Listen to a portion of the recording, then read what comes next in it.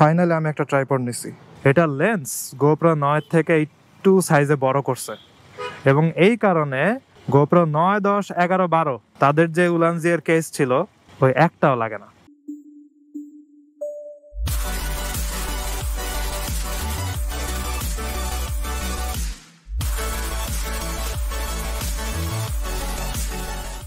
এই what is up, এখন আমি আছি বসুন্ধরা শপিং সেন্টারের গ্যারাজে। একটা গুড নিউজ দিব, একটা ব্যাড নিউজ দিব। তাহলে আগে আমার ক্যামেরার জিনিসপত্র ব্যাগের ভিতর ঢুকে নেই। এই যে দেখেন গোপ্রো 13 এর ব্যাটারি এভরিথিং আমি সাথে নিয়ে আসছি, কিন্তু 13 আমি ইউজ করতে পারতাছি না।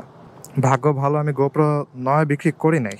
সো আগে ব্যাড নিউজটা দেই। ব্যাড নিউজটা হচ্ছে গোপ্রো 13 এর আমি মোটো ভ্লগ মনে হয় এক সপ্তাহের মতো করতে পারবো না, কারণ ওইটার কেস এখনো আসে নাই। আর গুড নিউজ হচ্ছে ফাইনালি আমি একটা ট্রাইপড নিছি, এবং এটা হচ্ছে উলানজিয়ার ফ্লেক্সিবল ট্রাইপড। এটার হাত পা হচ্ছে বাঁকাতারা করা যায়। দাঁড়ান আমি একটু আলোতে গিয়ে আপনাদেরকে দেখাই। এটা এই যে this is the tripod. So এটা হচ্ছে এরকম করা যায়, এবং হচ্ছে হাত পা সব বাঁকাতারা করা যায়। যে কোনো জায়গাতে আমি একদম প্যাঁচায় আটকা রাখতে পারবো এটা। আর এখানে হচ্ছে এটার একটা বলের মতো এরকম আছে, এটা দিয়ে হচ্ছে চেঞ্জ করা যায় অ্যাঙ্গেল। এই জিনিসটা আমি খুঁজতেছিলাম, মোটোতে ওই জিনিসটা আমি পাই নাই। সো এই জিনিসটা করা যাবে। আর এখানে হচ্ছে ক্যামেরা লাগানো যাবে। এছাড়া হচ্ছে ব্লগিং কেস থাকলে ব্লগিং কেসের সাথে মাইক্রোফোন অ্যাটাচ করা যাবে, এবং এটার ব্যাপারে পরে ডিটেলস আমি বলবো। এখন আসলে এত মানুষের মাঝখানে মোটরসাইকেলওয়ালাদের রাস্তাতে আমি দাঁড়ায় আছি, তো তাদেরকে জায়গা দেওয়া লাগবে। তো আপাতত হচ্ছে এটা এরকম রেখে দিই, পরে আমি এটার ব্যাপারে ডিটেলসে বলবো এবং একটা রিভিউ দেবো যে এটা এক্সপিরিয়েন্স করে আমার কেমন লাগলো। ওকে, তাহলে মোটরসাইকেল স্টার্ট দিই। ওকে, মেইন রোডে গিয়ে আমি আপনাদেরকে এক্সপ্লেন করি যে আমি কি বিপদে পড়ছি এখন গোপ্রো 13 কিনে। এক্সিট কোন দিকে রে ভাই? পাইছি মোটরসাইকেল বের হবে এদিক দিয়ে। ওকে ভাই, কত? 20 টাকা দেন। 30 টাকা নিল। এই শপিং সেন্টারে আসলে পার্কিং চার্জ দিতে গিয়ে মাথা নষ্ট হয়ে যায়।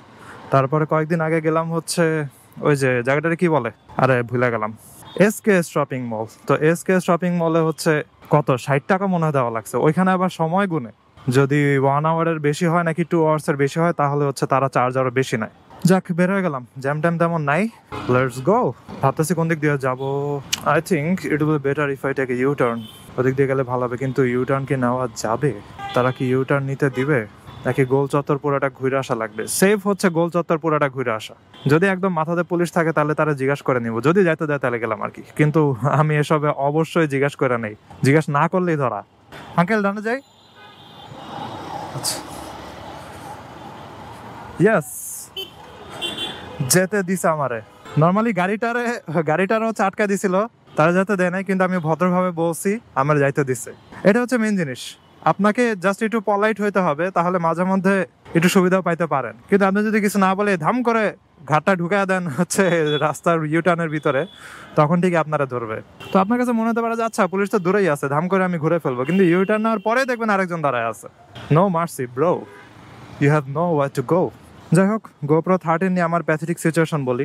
আপনারা তো জানেনই কালকে হচ্ছে আমি গোপ্রো 13 কিনছি, এবং I am super excited to make a moto blog with this new camera, the latest and the greatest. যদিও নট গ্রেটেস্ট ফর নাইট ভিডিওর জন্য আসলে DJI এবং Insta360 Pro 2 ওগুলো আমি রিকমেন্ড করব।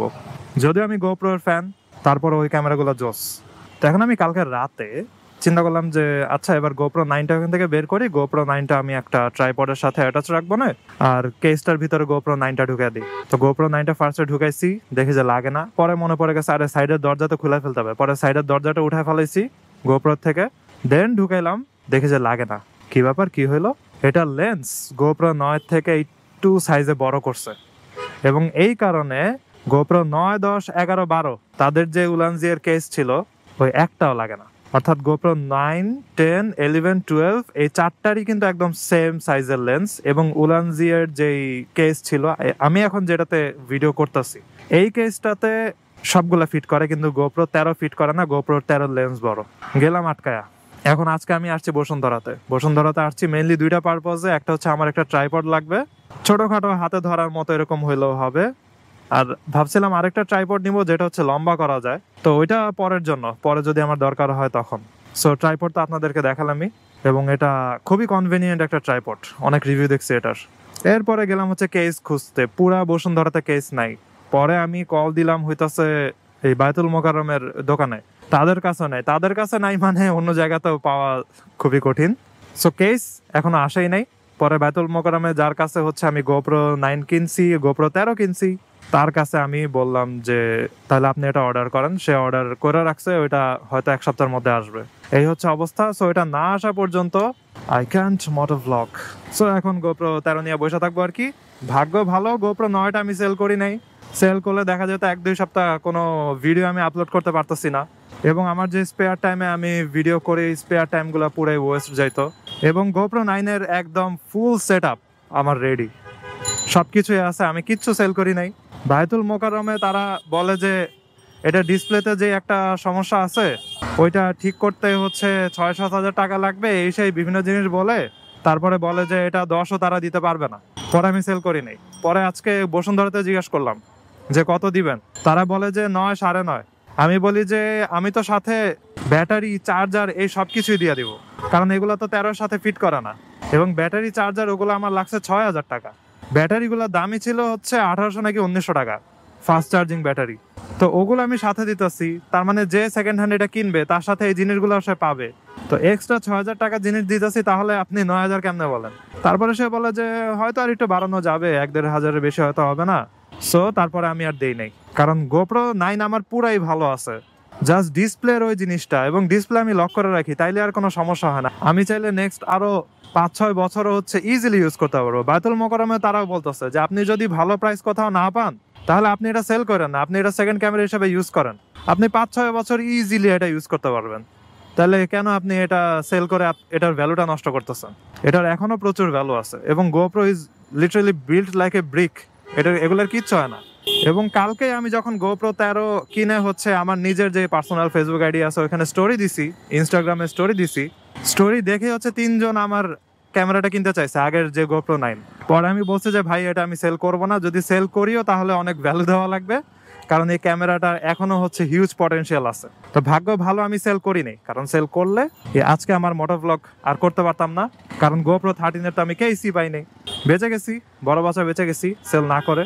তো এই হচ্ছে ঘটনা, আপনাদের সাথে জিনিসটা শেয়ার করলাম। সো আপনারা কেউ যদি আগের গোপ্রো আছে এবং নতুন গোপ্রোতে শিফট করতে চান, এবং ওইটা যদি গোপ্রো 13 হয় একদম লেটেস্ট ভার্সনটা, তাহলে কিন্তু আপনার বড় একটা খরচ যাবে এই সেই এগুলা কিনতে কিনতে। আবার অনেক জিনিস দেখবেন যে অ্যাভেলেবলও নাই, সো ওইটার দিক দিয়ে আবার হচ্ছে আরেক খরচ যাবে। তারপরে আপনার অনেকদিন কিন্তু ওয়েটও করা লাগতে পারে।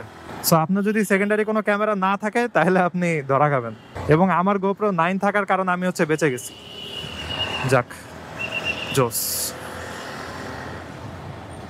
হ্যাঁ, এই হচ্ছে আমার সিচুয়েশন। সো আপাতত গোপ্রো 9-এর ভিডিও দেখেন, পরে আই গেস 1 সপ্তাহ লাগবে আমার, তারপরে আমি আবার গোপ্রো 13-এ সুইচ করতে পারবো। এবং ট্রাইপডটার সাথে হচ্ছে মোস্ট প্রবাবলি গোপ্রো 9টা আমি একদম লাগায় রাখবো। তো মাঝে মধ্যে মনে করেন কোনো ভিডিও নেওয়ার জন্য, অথবা টাইম ল্যাপস ভিডিও, অথবা কোনো একটা সিনারি, অথবা কোথাও বসে কথা বলতেছি, অথবা কোনো বাইক রিভিউ নিতেছি, অথবা মোটরসাইকেলের উপরে ট্রাইপডটা রেখে আমি দাঁড়া দাঁড়া কথা বলতেছি, ওই জিনিসগুলোর জন্য গোপ্রো 9টা আমি ইউজ করতে পারবো। অথবা হচ্ছে হার্শ কন্ডিশনে, তারপরে পানির নিচে, সব জায়গাতে হচ্ছে আমি ভিডিও করতে পারবো। তার উপর আমার কাছে আন্ডার ওয়াটার কেসও আছে গোপ্রো 9-এর। বলা যায় আমার গোপ্রো 9-এর একদম ফুল ব্লগিং সেট আপ ছিল। প্যারা নাই, this camera will help me a lot. এবং বায়তুল মোকাররমে তারাই বলতেছিল আপনার যদি মনে করেন হঠাৎ করে গোপ্রো 13-তে সমস্যা দিল, অথবা আরেকটা ক্যামেরাতে সমস্যা দিল, তো এজন্যই একটা স্পেয়ার ক্যামেরা লাগে। যদিও আমি আসলে এমনিও ভাবছিলাম যে ফিউচারে আরেকটা ক্যামেরা রাখবো, কিন্তু আমি আর কি ওই খরচ নেওয়ার জন্য রিস্ক নিতে চাইতেছিলাম না। কিন্তু এখন বাধ্য হয়ে আরেকটা ক্যামেরা আমার রেখে দেওয়া লাগতেছে, কারণ বাংলাদেশে এটা তেমন ভ্যালু কেউ দিচ্ছে না, সেকেন্ড হ্যান্ডের দোকানগুলো আর কি। কিন্তু তাদের থেকে আপনি যখন কিনতে নেবেন তখন দেখবেন যে 15-20 হাজারের নিচে কিন্তু তারা আর বলবে না। তার উপরে হচ্ছে এটার সাথে 6,000 টাকার সব সেট আপ আছে। তার উপরে উলানজির কেস যেহেতু গোপ্রো 13-র সাথে ফিট করে না, দেখা যাবে যে কেসটাও আমি দিয়ে দিছি। সো আপনি সাথে অনেক কিছু পাওয়া যাইতেছেন, তারা দেখবেন যে 20,000-25,000 টাকা চায় বৈশা আছে। যদিও নতুনটার দাম গোপ্রো 9 এখন 24-25-এ নেমে আসছে আই গেস, কিন্তু তারপরও সাথে অনেক কিছু পাইতেছেন, দামি জিনিস পাইতেছেন, এই কারণে তারা দাম বাড়ায় রাখবে আর কি।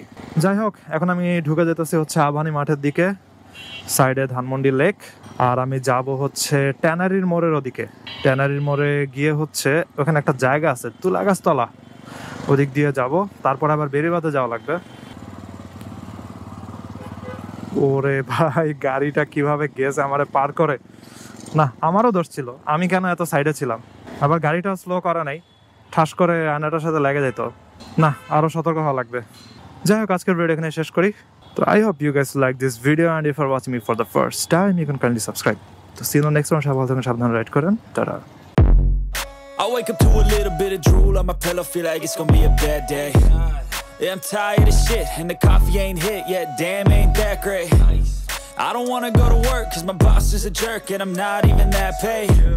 I need a change in my life, cause I don't feel alive, and there's nothing that makes me happy.